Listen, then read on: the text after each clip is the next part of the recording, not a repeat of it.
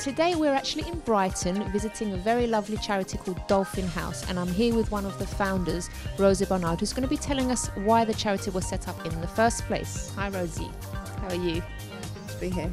So tell us about the charity. Why did it start and what was the thinking behind it? Dolphin House started in the early 80s. The thinking behind it was that children, who are poorly would get better a lot quicker. Julian Scott, who started the charity, he treated me for asthma, and when I first started going to him, I was really, really chronically ill and at death's door. And after a couple of treatments, I could, for the first time, be able to hold a conversation. I was so breathless before. He said, because he got me well, I said, if there's anything I can do in return. And he came back and he said, will you help me start the children's clinic? He held you to that word, didn't he? And, obviously I'm happy to help because it was so amazing to be well. And so when we started this children's clinic, it was a real, gamble. We just thought, is it going to work or not? So we scrounged some premises, and we had one afternoon a week in a premise in Hove, and it just absolutely took off. Everyone was so keen to come that we had to find bigger premises and longer hours, and people were phoning me all over England, from Scotland, even people from Canada came.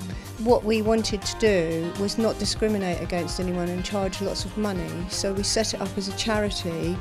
And then after that, we said to people, we did the payment on a sliding scale, and even if people didn't have any money, they could still come and have treatment. It's dolphin-house.org.uk if anyone wants to have a look.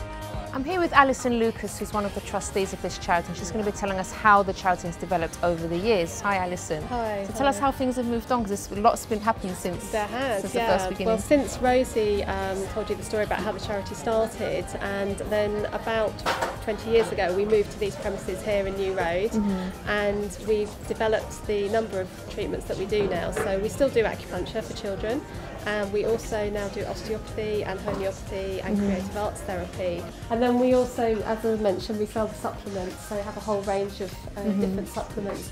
And a couple of times a week we actually have a fully trained nutritionist working in the shop, so they're able to advise. All the people that work in the shop are very knowledgeable about therapies and are able to advise people on what they're buying. Okay. And I see some makeup there as well. And natural makeup, yes. I believe we're one of the very few, if not the only, shop in Brighton that actually sells natural makeup.